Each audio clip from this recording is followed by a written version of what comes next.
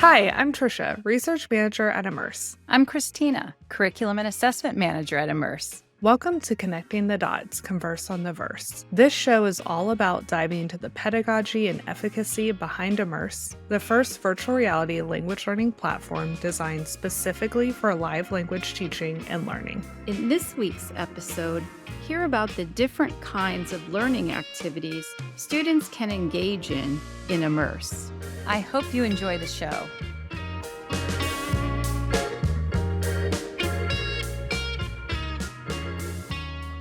Hello, everyone. Welcome back to our podcast. I'm so excited because today we're going to be digging into the different types of activities that learners can do in Immerse. So I'll be asking Christina a lot of questions about that. You've heard her in other episodes kind of allude to these different opportunities, but I want to really dig in. So Christina, to start, what are the 4 pillars of Immerse that we keep referencing? Okay, great question. So we built the learning experience around 4 key pillars. The first one is learn, and that deals with taking classes, being a learner in a traditional kind of classroom environment, but a little bit non-traditional because it's in our environment.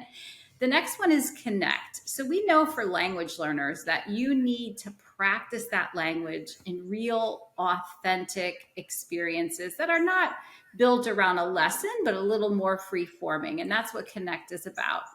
And then we have practice. We have our AI-powered avatar scenes where a member can go in by themselves or with others and actually practice and even kind of self-assess what they're learning in those lessons and maybe even practicing in the connect conversations.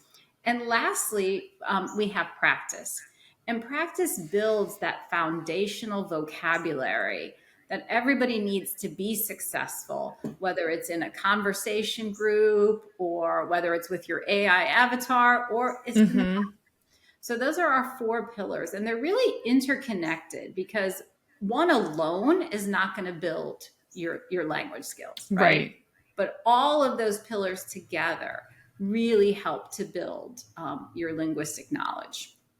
And so it sounds like these are all social in nature, right? So users are with each other in each of these 4 opportunities, or are they some that are more group-led and some that are more independent? So great question. Yeah, thank you. The first 2 are synchronous situations. And so, when you go into a class, you're in a live class, real time, with an instructor, one of our guides, right? So those are very social. And we know language is social, right? So just learning from, an avatar alone is not going to gain you those skills that you need. The connect sessions, which are conversation, are also synchronous experiences. So you'll be with members, and these members could be from, our foundations level to our advanced level. So because that's how real life is, right? You're not always going to be communicating at that level that you're learning at. And then our AI-powered practice scenes, as well as our practice games, those are open to members 24/7. So they can go there and go there in alone. They can enter a practice scene with others. When they go into the actual practice in our commons area, there may be people coming in and out at any time. While they're not on a set schedule, like the synchronous lessons and connects, they're actually, there is a time for socialization in those experiences as well. Right. Okay. And you said that, all of these are designed to complement each other. One alone is not meant to get someone to become fluent. So what role do you think, aside from all being kind of interconnected, what role do you think each individual plays in learning? Like what are we trying to support, I guess, through each one? Right. Great question. So if I'm going to start at the last one, the practice, right? Where we're really building foundational vocabulary. So at the heart of that is really what we call automaticity, right? Being able to see a word and recognize the word automatically. So, those kind of practice experiences, which, we might refer to kind of as drill and kill exercises, but it really has a purpose. They build automaticity, and you need that automaticity to engage in conversation. So moving one step backwards, if we talk about those AI-powered avatar scenes, once I have that vocabulary and I'm then working with an avatar, right? Now I'm using that vocabulary in context, but I'm using it in a really safe, kind of controlled environment, right? A little more low Mm-hmm. risk because I'm not necessarily in a social situation with a human, right?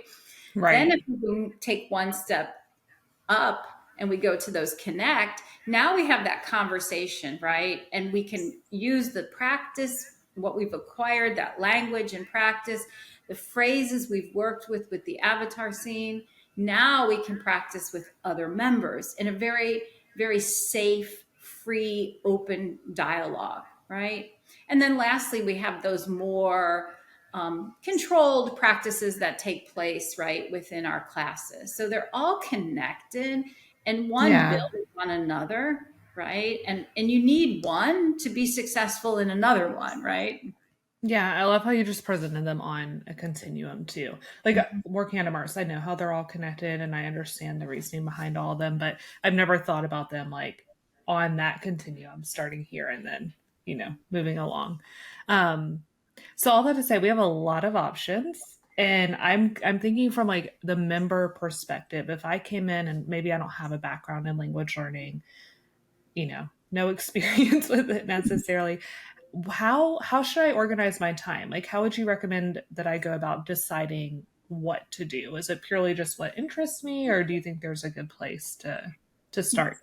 Great question. First of all, we have our learning journey. So that's going to Hmm. help you decide where you need to go.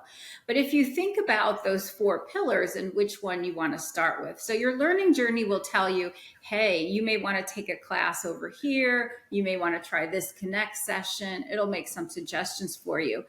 But if you look at a class name or you look at a connect session name and you think to yourself, wow, I may not have enough vocabulary for that, then you Hmm. may be somebody who wants to jump into our practice, right?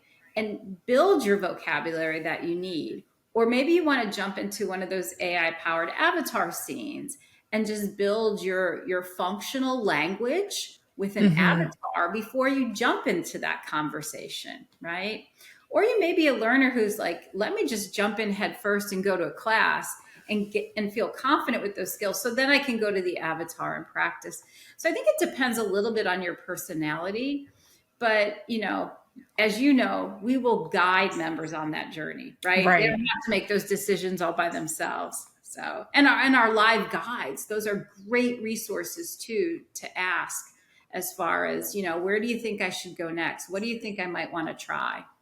Yeah, and I'll say too for anyone listening, we also have a placement test that Christina designed. That's also a great way to kind of be like, okay, what level should I start at? What classes should I be looking at?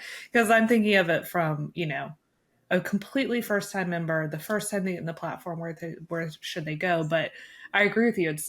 There's not necessarily an easy answer. It really depends on kind of personality and what background you come with and, Yeah, and the I think level of your language skills. yeah, I think that level has a lot to do with it though too. Like if I were Right. a foundations or beginner, I might want to build some of that vocabulary Hmm.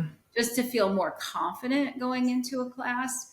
But again, it's personality. Some Right. of us have personalities where we want to just jump right in. So, but Right. I think that's the great thing about Immerse. We present those options, right? So it's not so scripted. It's not, Yeah. we're not moving them along what we believe to be the linear way of learning language, right? We're letting adults pick and choose, which I think is so critical. Oh yeah, it's huge. Well, Christina, thank you so much. I feel like I've even learned stuff in this episode. I learn from you all the time, Tricia. It was very informative. You always do such a good job of just like breaking it down. So I hope it gives our listeners a good overview of kind of what are the options. Because I feel like when people ask me, I'm like, well, there's so many that you could choose from. So yeah, thank you guys for joining us, and we can't wait till the next episode. Thank you.